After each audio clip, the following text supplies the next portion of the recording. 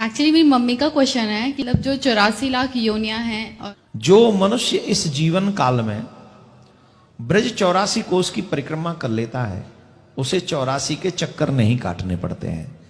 84 लाख योनियों से मुक्ति पाकर भगवान के श्री चरणों में हमें वास करना है और उसका सिर्फ एक ही साधन है, इस कथा रूपी अमृत का पान।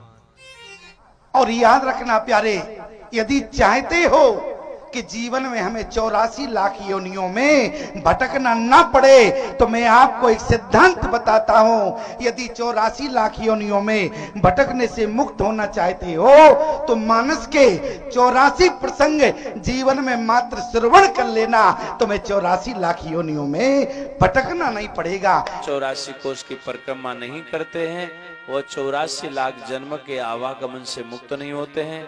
अगर आपको 84 लाख जन्म के आवागमन से मुक्त होना हो तो आप सबको ब्रज 84 कोष यात्रा जरूर करना चाहिए। बार बार जन्म लेना, बार बार मरना, बार बार माँ के गर्भ में आना, इस 84 लाख योनियों के चक्कर से जो मुक्ति पाना चाहते हैं, इस भव सागर से पार जाना चाहते हैं, तो राम कथा ताकह दृढ़ नावा, ये जो भगवान की कथा है, ये भगवान की कथा उस सागर को पार करने के लिए सुदृढ़ नौका के समान है। रमता राम जपो रे प्राणी, अब तो सुन ले राम कहानी।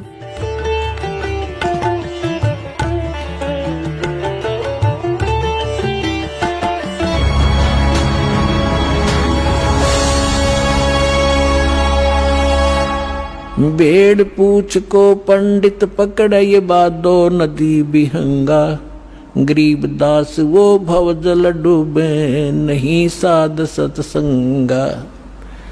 भेड़ पूछ को पंडित पकड़े, ये आपके गुरुजी कहते हैं आपको दरिया पार कराने के लिए ऐसा साधन दे रखा है जैसे कोई ये कह दे कि भेड़ की पूछ पकड़ा दे और कहते इसको लेकर दरिया में बढ़ जा, ये पार कर देगी तुझे।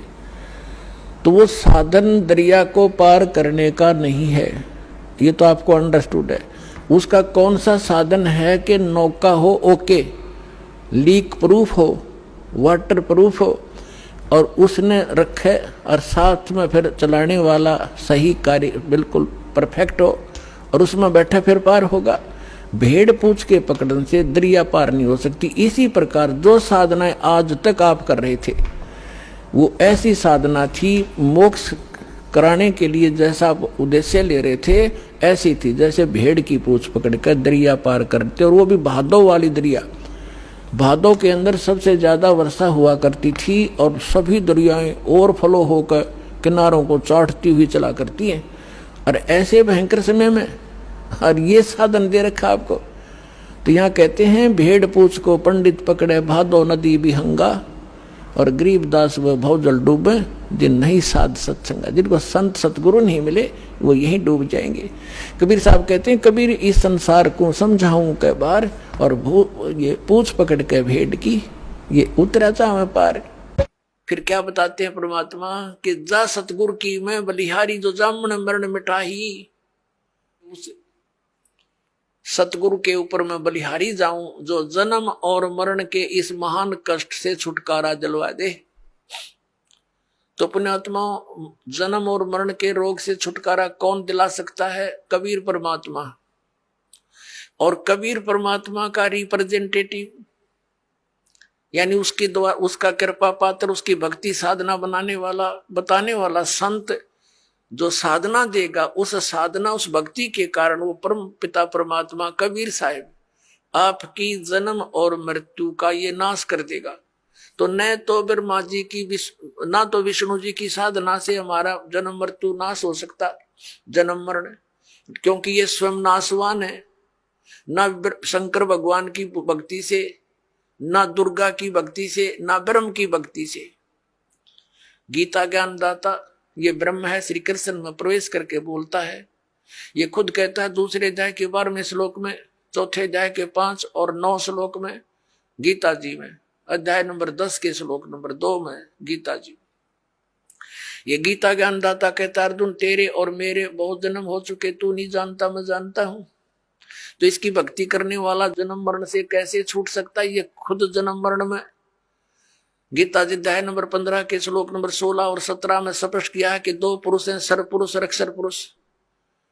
अक्षर पुरुष ये 7 संघ ब्रह्मांड का स्वामी है, और परम अक्षर पुरुष जो 17वें श्लोक में कहा 15वें अध्याय के उत्तम पुरुष है तो अन्य, और 8वें अध्याय के 3रे श्लोक में कहा कि वो परम अक्षर ब्रह्म है, गीता ज्ञानदाता कहता है। तो उसकी भक्ति से जन्म और मरण का रोग नाश होगा। वो असंख्य ब्रह्मांड का स्वामी है, सबका मालिक है। वो सरपुरुष पर भी प्रभु है और अक्षर पुरुष पर भी वही मालिक है, और अनंत उसके अतिरिक्त जितने भी ब्रह्मांड हैं सबका वो ओवरऑल कंट्रोलर है। तो वो अविनाशी है। तो अविनाशी की भक्ति करने से ये अविनाशी हो सकते हैं, क्योंकि उसके लोक में जाएंगे जहां जिसकी भक्ति करेंगे उसी को प्राप्त होंगे। तो वहां जाकर के जन्म मरण मिटेगा। यदि सत भक्ति ना की तो फिर क्या होगा?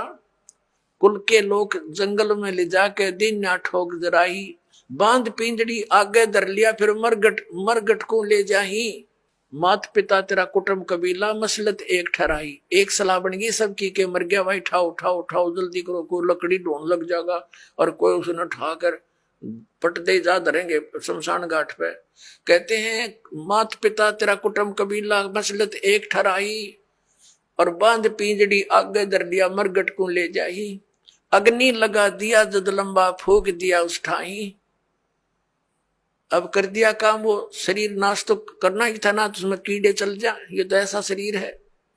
इस मिट्टी से हमने सोना बनाना था भक्ति करके, और केवल ये पशु पक्षियों जैसे कर्म किए इस मनुष्य शरीर से हमने नाश कर दिया इस भक्ति का, इस मूलधन का।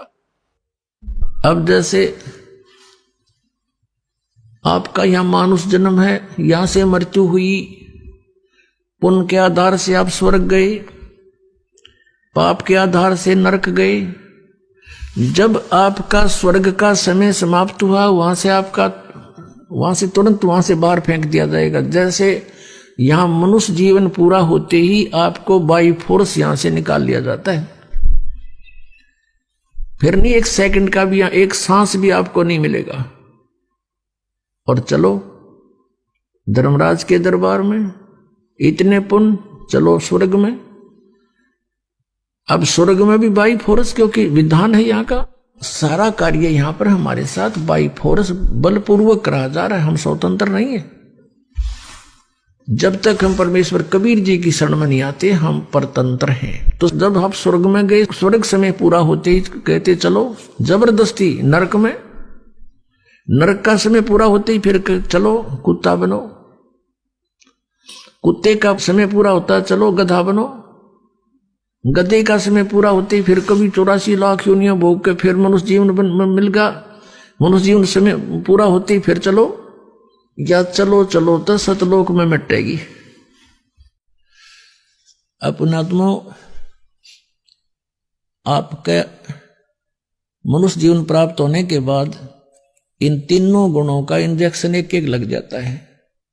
अर्थात ये त्रिगुणमयी माया को की भांग हम घनी पी लेते हैं, और ये ज्ञान जो भगवान का है ये असर कम करे है। जैसे किसी ने शराब पी रखी हो और उसको कोई बतावे कि तुम्हारे घर में ऐसी दुर्घटना होगी, वो नो सुनता रहेगा क्या खोल गया, और ना चल सके ना दुख पावे। तो ऐसे आज हमारी ऐसी स्थिति है, ऐसी घटनाएं हो रही हमारे साथ, और फिर भी हम दूसरों का हो रही हम ऐसे देख रहे होगी भाई। तो हमने ये देखना चाहिए कि संत क्या बता रहे, इसका समाधान भी है। हमें डर लगना चाहिए। यदि हम होश में आ जाएंगे या भांग उतर जाएगी तो फिर होश में आवेंगे, जरा सी बात भी अंदर चुभेगी और सतर्क होंगे, और कई दिन तक हर बुराई से बचकर हम सीधा चलेंगे। ये कहर टूटता अपने ऊपर है, ये भगवान बताते हैं, लेकिन हम आज नहीं समझ पाते हैं। और फिर क्या समझेंगे जब किसी को आप बताना चाहते हो, जैसे ही आपने ज्ञान हुआ आप तो लग गए लाइन पे, आप अपने मित्र को उसके हमदर्द बनकर बताने की चेष्टा करते हो तो वो अज्ञानतावश कहता है तुम बताओगे बिना भक्ति के गधे बनेंगे, कुत्ते बनेंगे, गधा बन जाएगा। तो वो कहता किसने देखा है, देखी जाएगी। पुण्यात्माओं, ये स्थिति प्रत्येक प्राणी की है। जैसे इस दास के साथ प्रारंभ में ऐसे बीता, किसी मित्र को, प्यारे को, रिश्तेदार को या वैसे कोई संपर्क में आए व्यक्ति को समझाते थे कि भक्ति करो, क्योंकि जिसके पास अच्छी पोस्ट है, 2 पैसे समय पर प्रयोग करने को है, या किसी के पास धन है, अच्छे बिजनेस है, वो सामने गुट्टी लावे और 100 बकवादों में ध्यान उसका रहता है, तो उसे हम कहते कि भैया भक्ति करो, परमात्मा का नाम लो। पहले तो वो कहते किसी ने देखा भगवान। अब देखो पुण्यात्माओं, हमने समझना है, वो तो जैसे बोली वो बोल लेंगे, उनको ज्ञान जितना उतना ही बोलेंगे। और फिर क्या कहते हैं, देखी जाएगी जो होगी। अब किसने देखा है? जैसे हम कहते भी भक्ति ना करोगे तो गधे बनोगे, पशु बनोगे, ऐसा भगवान के विधान में है। तो वो क्या कहते हैं, देखी जाएगी, किसने देखा है। अब गधा अपने पास से के देखी जाएगी, क्या देखोगे? वो तो कुम्हार देखेगा। फिर 2.5 मन का बोरा कमर पर होगा, हाथ में लठ, और जहां स्थान खाली दिखेगा उड़े मारेगा तेरे। अब देखना तो अब देखो, बुराई त्याग दो, भक्ति करो, अपना कल्याण करवाओ। फिर पीछे तू खर की जगह कुर्डी चरने जाई, टूटी कमर पजावे चढ़े तेरा कागा मांस गिलाई। ओए होए, फिर तू गधा बनेगा, कमर टूट जाएगी, वजन रखने से जख्म हो जाएंगे, और उस जख्म के ऊपर बोरा रखा जाएगा 2.5 मन का ईंटों का, और जख्म होगा, ऊपर से रेत गिरेगा उस जख्म पर ईंटों का, और फिर चलेगा जब ऐसे रगड़ लगती है उस ईंटों की उस जख्म के ऊपर। पुण्यात्माओं, जरा सा यहाँ कोई आपके खरोंच आ जा और उस पर कपड़ा भी लाग जाना, आंखों पानी आता है। और उस समय उस प्लातून के जो टीटी पा गया था, पीवर लाओ था घुट्टी, और बर्बाद कर दिया मनुष्य जीवन, उसके न समझ में ना आई, यह बात ऐसे बिगड़ेगी। अब गधा बन गया, ऊपर से कमर टूट गई, उस पर ईंट रखी है, ईंट चलते हुए ईंट ऐसे हिलती है, उसको कति खुरच देती है। शाम के समय उसको कुमार मार देता लठ के बाहर जाए तू। अब तेरी रसोई भी बाहर बनेगी, बाहर करोड़ियों तो अपना पेट भरता है, काम करता है कुमार के, और वहां कौवे आ जाते हैं उसकी कमर पर बैठ कर, उसकी चोंच मार मार कर टूटी हुई कमर को खाते हैं। तो वो बात आज भी याद आती है। वो पहले तो प्लातून बन रहा था, उस मनुष्य जीवन में था, खावा था और फुर कर दे था, और कोई बतावा था कि ऐसे हो जाएगा तेरे साथ, समझ में कती नहीं आवा थी। तो पुण्यात्माओं, आज हमारे समझ में सारी आ रही है हमारी, कि बिल्कुल या शरीर छूटा ना, और या दुर्गति तैयार दरी है, कति बिल्कुल तैयार है। अब किसी का भ्रम ना रहना चाहिए। देखो, एक 1000 का नोट है, उस पर लिखा है कि मैं धारक को 1000 रुपये देने का वायदा करता हूं। दास पर लिखा नहीं है, दास बोल सकता है कि मैं उपासक को सर्व सुख और पूरा कंप्लीट मोक्ष देने का वायदा करता हूं, जो नियम है। तो पुण्यात्माओं, बिना बताए पता कैसे चले? स्वयं परमात्मा थे 120 वर्ष रह के चले गए, हम लाल की पहचान करना जानते नहीं, इस कारण से मार खाते रहे। और एक तो कहना होता है विद प्रूफ प्रूव करूंगा कि इस विषय में किसी के पास ज्ञान नहीं, किसी के पास समाधान नहीं, और कबीर जैसा भगवान नहीं, और इस परमात्मा के दास को जो प्राप्त है, कबीर परमात्मा का दिया हुआ ऐसा कोई ज्ञान नहीं। आप सुन रहे थे जगत गुरु तत्वदर्शी संत रामपाल जी महाराज जी के मंगल प्रवचन। अधिक जानकारी के लिए विजिट कीजिए हमारी वेबसाइट www.jagatgururampalji.org। संत रामपाल जी महाराज जी के शुभ आशीर्वाद से पूरे विश्व भर में 500 से भी ज्यादा नाम दीक्षा केंद्र हैं, जिन पर संत रामपाल जी महाराज जी द्वारा ऑनलाइन निशुल्क नाम दीक्षा दी जा रही है। अपने नजदीकी नाम दीक्षा केंद्र का पता करने के लिए संपर्क करें 8222880541।